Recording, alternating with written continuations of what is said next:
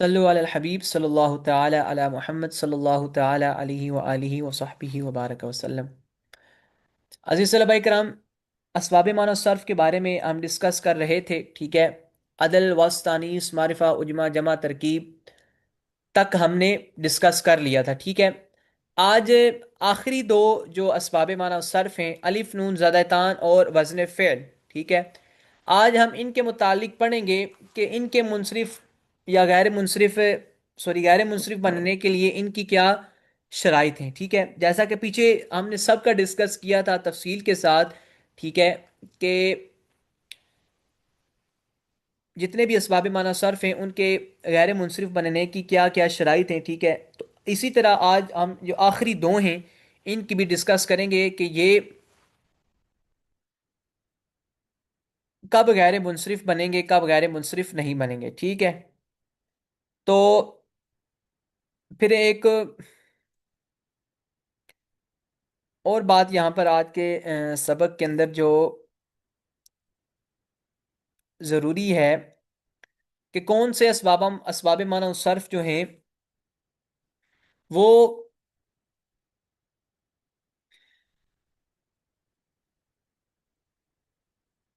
कौन से असबाब माना सर्फ हैं जिनमें जो अलमियत है, अलमियत, ठीक है, अलम होना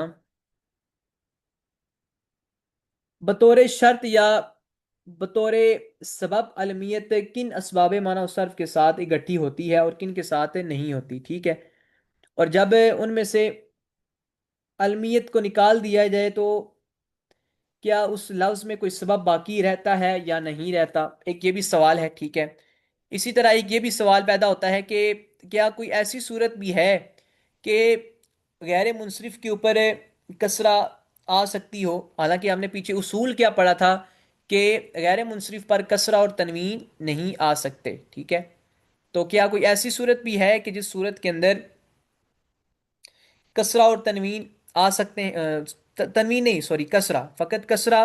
क्या कोई ऐसी सूरत भी है कि जिसके अंदर कसरा आ सकती है। ठीक है, तो आज के सबक इंशाल्लाह ये चंद बातें डिस्कस करेंगे। तो ये फिर हमारा देखें आप, अल मकसदुल अव्वल फिल मरफूआत। ठीक है, ये मरफूआत की आगे बात शुरू हो जाएगी। ठीक है, अच्छा, मुसन्निफ बयान फरमा रहे हैं, अम्मल अलिफ व नून व अज़ाइदतान, बरल जो अलिफ नून ज़ाइदतान है, कहते हैं कि इसके गैर मुनसरिफ बनने की क्या शर्त है। ठीक है,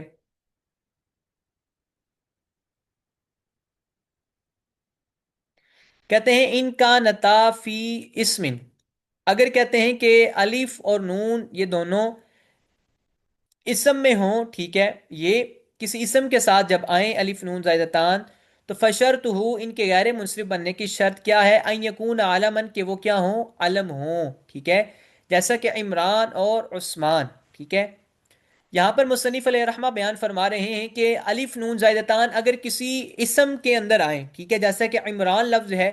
अब लफ्ज इमरान जो है, देखें, ये इसम है, अलम है। ठीक है, अब ये इसम है, तो अब इसम तो है, इसम होने के साथ साथ ये किसी का नाम भी हो, अलम हो। ठीक है, जैसा कि इमरान और उस्मान, देखें, ये दोनों क्या है, नाम है, अलम है। ठीक है, तो अब ये एक अलम के अंदर आए हुए हैं। ठीक है, इसम है, तो अब ये गैर मुनसरिफ बनेंगे, यानी इमराना और उस्माना इनको पढ़ेंगे। ठीक है, क्यों, क्योंकि अलिफ नून जायदतान भी इनके अंदर मौजूद है। ठीक है, और ये क्या है, अलम भी है, तो अब ये क्या बनेंगे, गैर मुनसरिफ। ठीक है, मगर जो फरमा रहे हैं, जो लफ्ज सादान है, लफ्ज सादान है,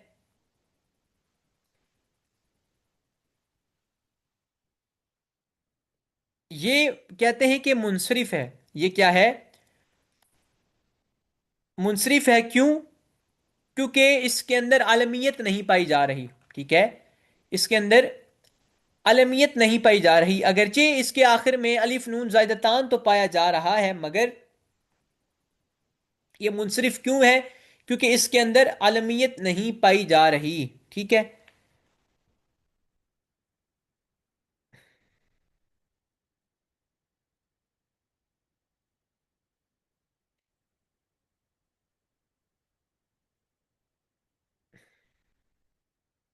یہاں پر ایک بات،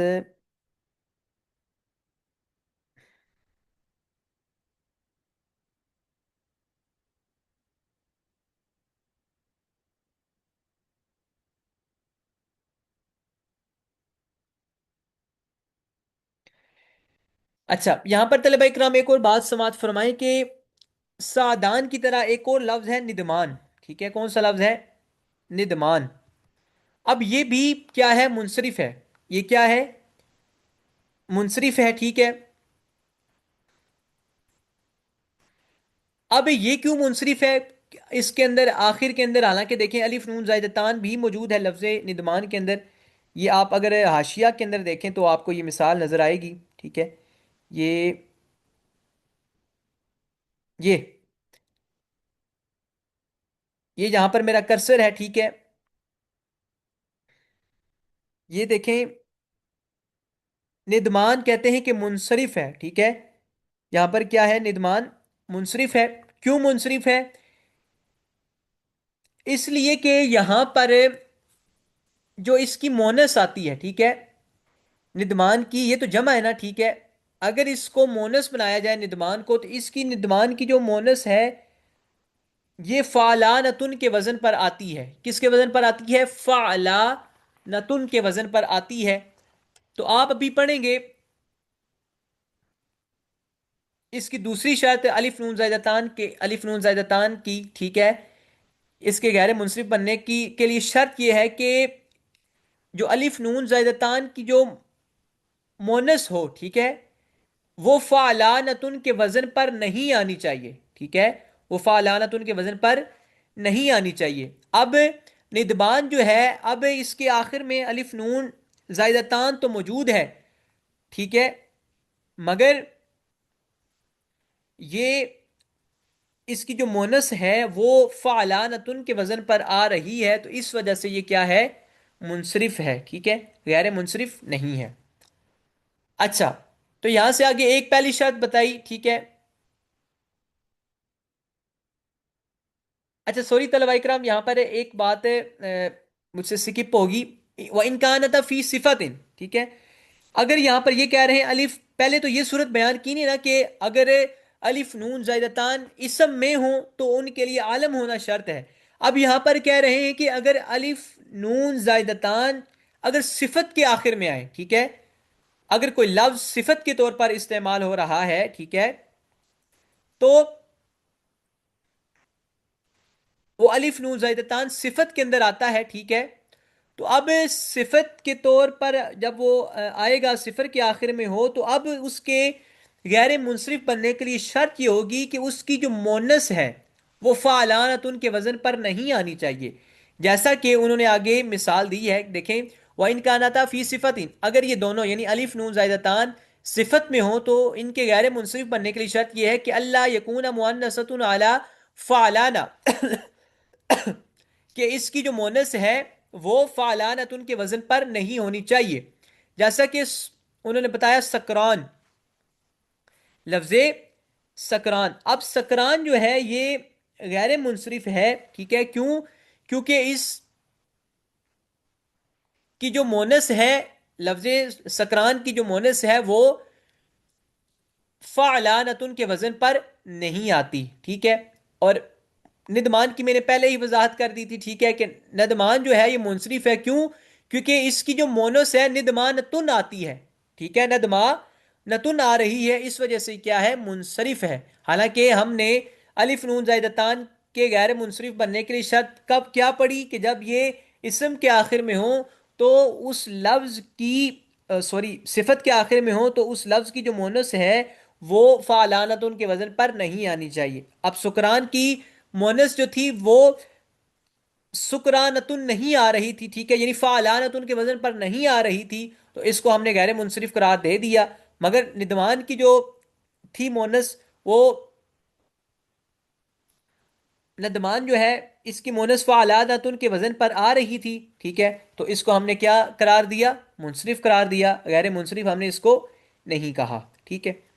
تو یہ عزیز طلبہ اکرام الف نون زائدتان کے غیر منصرف بننے کی انہوں نے دو شرطیں بتائی ہیں، ٹھیک ہے. اگر وہ اسم کے آخر میں ہو تو علم ہونا شرط ہے، ٹھیک ہے، اور اگر وہ صفت کے آخر میں ہو تو اس کے غیر منصرف بننے کی کیا شرط ہے کہ وہ فعلانت، ان کے وزن پر وہ اس کی مونس نہ آتی ہو، ٹھیک ہے۔ اچھا، تو یہاں سے آگے طلبہ کرام آخری جو اسباب معنی صرف ہے، وزن فعل، اس کا بیان ہے، ٹھیک ہے۔ اب ہم سنتے ہیں کہ وزن فعل کیا ہوتا ہے، اس کے غیر منصرف بننے کی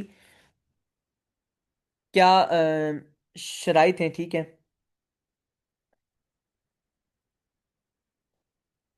اچھا طلبہ کرام، پہلے آپ مفہوماً سماعت فرما لیں، ٹھیک ہے، تو پھر میں آپ کو اس کا ترجمہ بھی کروا دیتا ہوں، ٹھیک ہے۔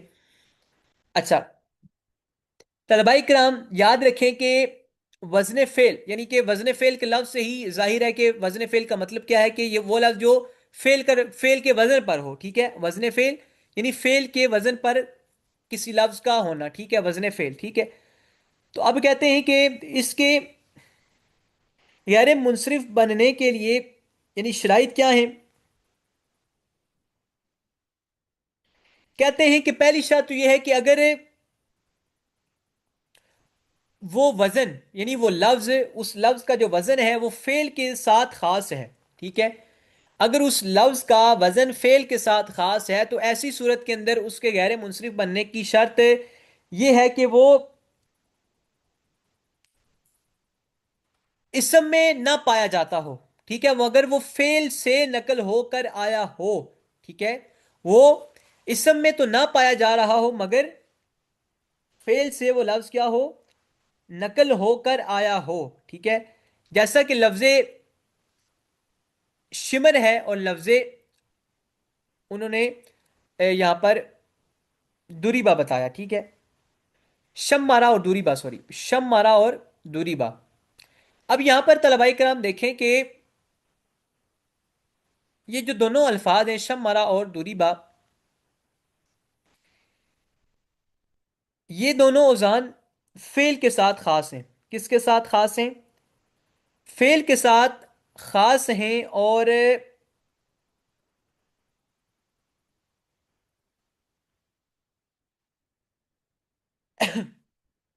یہ کہتے ہیں کہ فعل سے نقل ہو کر آئے ہیں، کس سے؟ فعل سے نقل ہو کر آئے ہیں، ٹھیک ہے۔ اب جیسے کہ دیکھیں لفظ دوری با ہے، یہ دارا با سے نقل ہو کر آیا ہے، ٹھیک ہے، دارا با سے دوری با نقل ہو کر آیا ہے، ٹھیک ہے، اور یہ فعل کے وزن کے ساتھ بھی بن رہا ہے، ٹھیک ہے۔ اور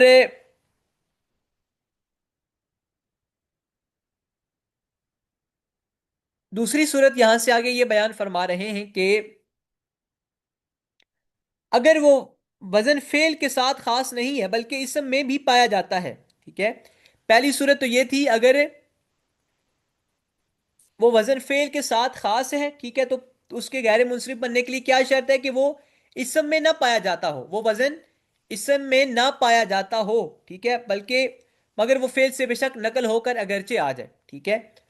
تو اب دوسری صورت کے اندر یہ بیان فرما رہے ہیں کہ وہ وزن فعل کے ساتھ خاص تو نہیں ہے مگر اسم میں بھی پایا جاتا ہے، تو ایسی صورت کے اندر اس کے غیر منصرف بننے کے لیے شرط یہ ہے کہ اس کے شروع میں، اس لفظ کے شروع میں حروف مضارع میں سے کوئی حرف ہونا چاہیے اور وہ ہاں کو بھی قبول نہ کرتا ہو، ٹھیک ہے، اور وہ ہاں کو قبول بھی نہ کرتا ہو، ٹھیک ہے۔ جیسا کہ انہوں نے مثال دی لفظ احمد، لفظ یشکر، لفظ تغلب اور لفظ نرجس، ٹھیک ہے۔ اب آپ دیکھیں طلبہ کرام، لفظ احمد جو ہے اس کا جو وزن ہے یہ فعل کے ساتھ خاص نہیں ہے، ٹھیک ہے۔ اب لفظ احمد جو ہے یہ اسم کے طور پر پایا جاتا ہے، ٹھیک ہے۔ تو اب انہوں نے بیان کیا کہ اس کے اب غیر منصرف بننے کے لیے کیا شرط ہوگی کہ اس کے شروع کے اندر حروف مضارع میں سے کوئی علامت اس لفظ کے اندر پائی جانے چاہیے، ٹھیک ہے۔ اب دیکھیں لفظ احمد جو ہے یہ فعل کے ساتھ خاص نہیں ہے، اسم میں بھی پایا جا رہا ہے، ٹھیک ہے، یہ اسم کے طور پر استعمال ہوتا ہے، تو اب یہ غیر منصرف کیوں بن رہا ہے؟ چونکہ اس کے شروع کے اندر لفظ حمزہ آئی ہوئی ہے. حروف مضارع کتنے ہیں؟ اتین، الف تا اور یا اور نون. چار حروف مضارع کی علامات ہیں، الف تا اور یا نون. اب ان میں سے جو لفظ حمزہ ہے احمد کے اندر پہلے وہ لگا ہوا ہے. اسی طرح لفظ یشکر ہے، ٹھیک ہے، علامت مضارع جو یا ہے یہ بھی اس کے شروع کے اندر لگی ہوئی ہے. اسی طرح جو علامت مضارع تا ہے یہ بھی تاغلب کے اندر لگی ہوئی ہے. اسی طرح علامت مضارع جو نون ہے وہ بھی نرجس کے شروع کے اندر لگی ہوئی ہے. ٹھیک ہے، تو اب یہ سب کے سب کیا ہوں گے؟ غیر منصرف بننے کی صلاحیت رکھتے ہیں. ٹھیک ہے، اور ان سب کو اگر آپ دیکھیں یہ ہا کو قبول نہیں کرتے. ٹھیک ہے، یہ ہا کو بھی قبول نہیں کرتے. یعنی کہ دیکھیں آپ، احمد کو کبھی بھی احمدہ نہیں پڑھا جاتا. ٹھیک ہے، اس کے آخر میں ہا نہیں پڑھا جاتا. اسی طرح لفظ یشکر آپ نے جہاں پر بھی سنا یا پڑھا ہوگا تو وہاں پر یشکر ہی استعمال کیا جاتا ہے، یشکرہ.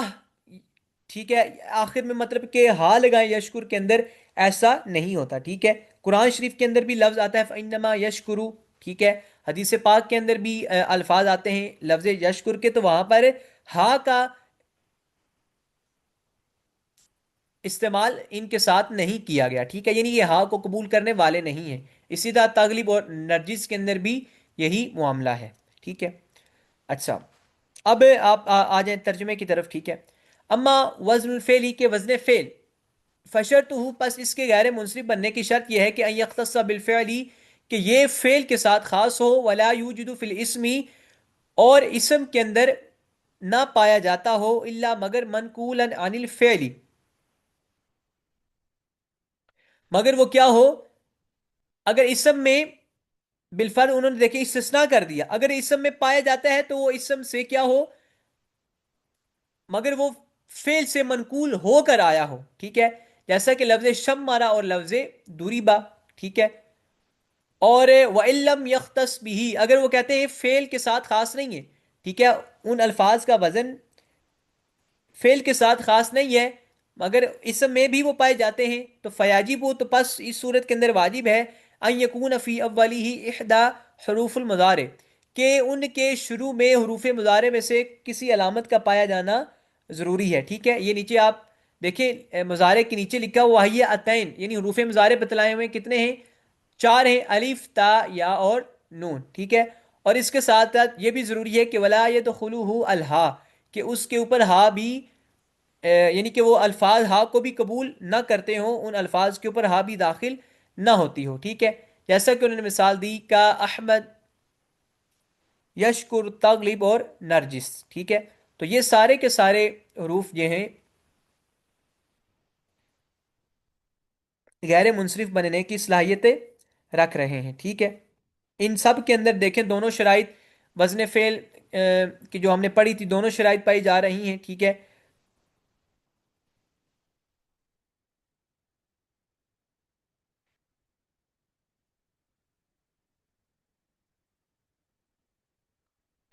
علم بھی پایا جا رہا ہے ان سب کے اندر. ٹھیک ہے، اور اس کو کیا کہتے ہیں، وزن فعل بھی پایا جا رہا ہے ان سب کے اندر. ٹھیک ہے،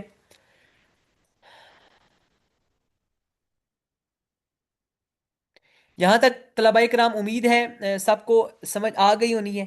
آپ جب ریوائز کریں گے اس سبق کو انشاءاللہ، ٹھیک ہے، تو آپ کو مزید بھی سمجھ آ جائے گی. ٹھیک ہے، پھر بھی اگر کسی بھائی کو کسی لفظ کے منصرف یا غیر منصرف ہونے کی بات سمجھ نہ آئے، ٹھیک ہے، تو وہ مجھ سے بلا تکلف پوچھ سکتا ہے. ٹھیک ہے،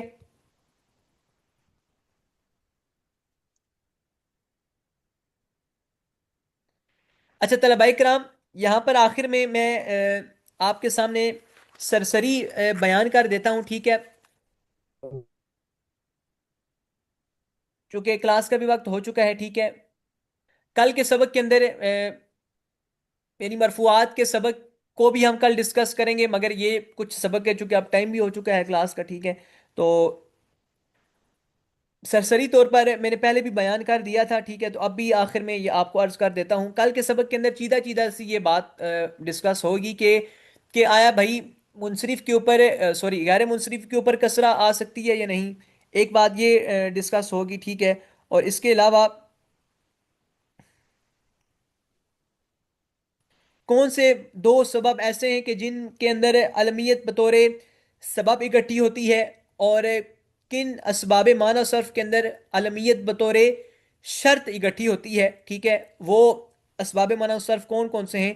تو اس کے اندر یہی کچھ بیان کیا جائے گا، ٹھیک ہے، جو کل انشاءاللہ عز و جل مزید ترجمہ اور وضاحت کے ساتھ میں آپ کے سامنے عرض کروں گا، ٹھیک ہے۔ اور اس کے ساتھ ساتھ انشاءاللہ عز و جل کل کے سبق کے اندر ہم جو مرفوعات کی بحث ہے، جو نہایت ضروری بحث ہے، ٹھیک ہے، اس کو ہم ڈسکس کریں گے۔